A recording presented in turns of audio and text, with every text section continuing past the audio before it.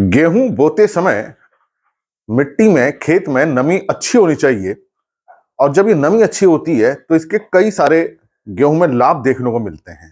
तो ऐसे क्या लाभ हैं, आज मैं इसी पर चर्चा करूंगा। कुछ किसान भाई कम नमी में या सूखे खेत में गेहूं को बो देते हैं, जिस कारण से अच्छा उत्पादन नहीं मिलता है। ये नमी ना केवल अंकुरण के लिए, बाकी जो हर्बिसाइड हम डालते हैं, स्प्रे करते हैं, उसके लिए, और जो हमने खाद दी है उसके लिए बहुत जरूरी होती है। ये कैसे होती है जरूरी, मैं इसी पे चर्चा करूंगा। मैं डॉक्टर अमित भटनागर, पंतनगर कृषि विश्वविद्यालय में सस्य विज्ञान विभाग में प्राध्यापक के पद पर कार्यरत हूं, और इस चैनल के माध्यम से मेरा प्रयास है किसानों तक सही जानकारी पहुंचे ताकि उसका लाभ वो खेती में ले सके। अभी हम बात कर रहे हैं नमी की।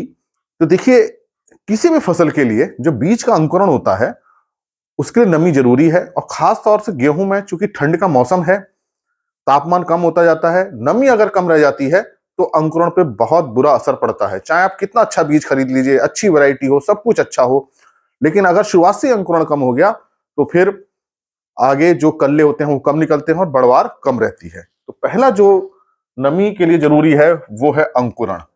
इसके साथ साथ देखिए, जो सीआरआई स्टेज बनती है जिससे कल्ले निकलते हैं, वो भी इस नमी से प्रभावित होती है। चूंकि जो सीआरआई स्टेज है बुआई के 3 सप्ताह बाद आ जाती है, तो हम मान लेते हैं कि 20 से 25 दिन बाद, बुआई के 25 से दिन बाद आती है, सामान्यतः 21 दिन बाद आ जाती है।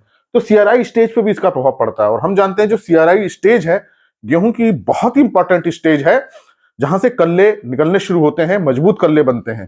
तो अगर शुरुआत में नमी कम है तो एक तो जर्मिनेशन कम होगा, अंकुरण कम होगा, जड़ों का विकास कम होगा, और उसका प्रभाव किस पर आएगा, सीआरआई स्टेज पर आएगा, और फिर हमें अच्छा उत्पादन नहीं मिलेगा। तो सबसे इसलिए जरूरी है कि शुरू से ही नमी होनी बहुत जरूरी है। दूसरा देखिए, जो हम बुआई के बाद जो हर्बिसाइड डालते हैं उसको बोलते हैं हम प्री इमरजेंस हर्बिसाइड। बुआई के तुरंत बाद हम डाल देते हैं, या एक दिन बाद डालते हैं, 2 दिन बाद डालते हैं। हालांकि जिस दिन हमने बुआई करी है उसी दिन हमें इसको डाल देना चाहिए। और गेहूं में जो हम डालते हैं ये पेंडिमेथिलिन का हम प्रयोग करते हैं। अब देखिए, अगर नमी कम है तो ये पेंडिमेथिलिन असर कम नहीं कर पाएगी। ये मान लीजिए खेत है और पेंडिमेथिलिन का हमने कहाँ किया है, स्प्रे कहाँ किया है, ऊपर किया है। तो ये जो प्रीमर्जेंस पेंडिमेथिलिन है ये एक लेयर बना देती है पूरी, इसकी लेयर होनी बहुत जरूरी है। अब इसके नीचे जो बीज हैं घास के, अब जब ये बीज जर्मिनेट होते हैं, जैसी इनकी जड़ें निकलती हैं या अंकुरण जैसी निकलता है, तो ये जड़ों से और अंकुरण से ये दवाई इनके अंदर चली जाती है, और जिससे कि घास खत्म हो जाती है। तो ये जो पेंडिमेथिलिन दवा है घास के जमते हुए बीजों से ग्रहण की जाती है। तो अगर नमी कम होगी तो बीज का अंकुरण कम होगा घास के बीजों का, और वो दवा का असर नहीं हो पाएगा। तो ये दवा तभी असर करेगी जब नमी अच्छी हो। तो यही कारण होता है कि जब खेत में नमी कम होती है, या खेत में सूखापन है, या सूखे खेत में बुआई कर दी और घास की आप दवा डाल रहे हैं, वो असर नहीं करेगी। फिर आप देखेंगे घास बहुत ज्यादा उगेगी। तो ये हर्बिसाइड की इफिकेसी के लिए, उसके काम करने के लिए, उसके इफेक्टिवनेस के लिए बहुत जरूरी है, क्योंकि ये दवा तभी काम करती है जब घास का बीज जमेगा और नमी के माध्यम से प्रवेश करती है। तो पेंडिमेथिलिन जाएगी, नमी जो पानी है उसके माध्यम से जमते हुए बीज की जड़ में, और उसमें जाएगी, घास के जो बीज हैं उसमें फिर जाके उसका असर करेगी। तो हम चाहते हैं कि हमारी जो घास की दवाई शुरू से ही बहुत अच्छा काम करे, तो नमी अच्छी होना बहुत जरूरी है। तीसरा देखिए कि जो हमने बेसल डाला है, चाहे एनपीके डाला है, चाहे डीएपी हमने बुआई के समय खाद डाली है, चाहे हमने यूरिया है या एमओपी है, कोई भी खाद है हमने जो डाली है, ये जड़ तक कैसे पहुंचती है, ये पानी में इसका घुलना बहुत जरूरी है। अगर ये पानी में घुलेगी नहीं तो जड़ उसको ग्रहण नहीं कर पाएगी। अब नमी की मान लीजिए शुरुआत से ही कमी है तो ये पानी में कम घुलेगी, और उससे फिर उपलब्धता इसकी कम होगी। यही कारण होता है कि सूखे खेत में खाद का असर नहीं आता है। हमारे खेत में शुरुआत से नमी अच्छी है, तो जो भी हमने बेसल में डोज दिया है वो सारी अच्छी प्रकार से घुल जाएगी, और जैसे ही गेहूं का बीज जमेगा उस जड़ तक वो पहुंचेगी। नमी के माध्यम से पहुंचती है। खाद भी जो जड़ें लेती हैं वो नमी के माध्यम से, मतलब पानी की सहायता से ही वो जाती हैं, बिना पानी की सहायता से नहीं जाती हैं।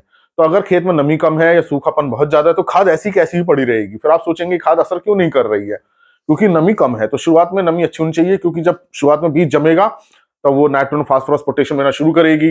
जो जड़ें जो बढ़ती हैं वो फास्फोरस से बढ़ती हैं, पौधे के जो पत्तियां बढ़ती हैं, हरापन आता है वो नाइट्रोजन से आता है, और पौधे के जितने एंजाइम्स होते हैं, जो ओवरऑल ग्रोथ होती है, वो पोटेशियम की वजह से आती है। तो जब नमी अच्छी होगी, तीनों तत्व शुरुआत से मिलेंगे तो फसल की पैदावार बहुत अच्छी रहेगी।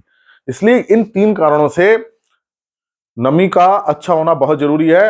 अगर कम नमी रहती है तो फसल को उतना अच्छे लाभ नहीं मिल पाते हैं। तो तो अगर खेत में नमी कम है तो पलेवा करके बोना चाहिए।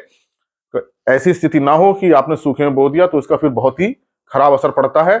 और मान लीजिए नमी कम है और आपने बुआई कर दिया, पहली सिंचाई जल्दी कर दिया आपने, आप ये सोच रहे हैं कि हम पहली सिंचाई जल्दी कर दें, 10-12 दिन पे कर दें, तो उसमें फसल पीली पड़ जाती है, क्योंकि पौधे भी इतने बड़े नहीं हो पाते हैं कि उस पानी को सहन कर पाए। तो ये भी कारण रहता है कि पहली सिंचाई जल्दी कर देते हैं तो गेहूं पीला पड़ जाता है, क्योंकि पौधों में उतनी ताकत नहीं होती है।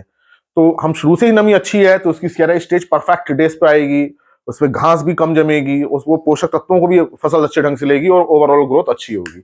इसलिए गेहूं में नमी का बहुत ध्यान रखना बहुत जरूरी है बुआई के समय। आशा है मेरी बात आपकी समझ में आई होगी कि किस तरह से नमी जो है फसल को, खाद को और बीज को हमारे प्रभावित करती है।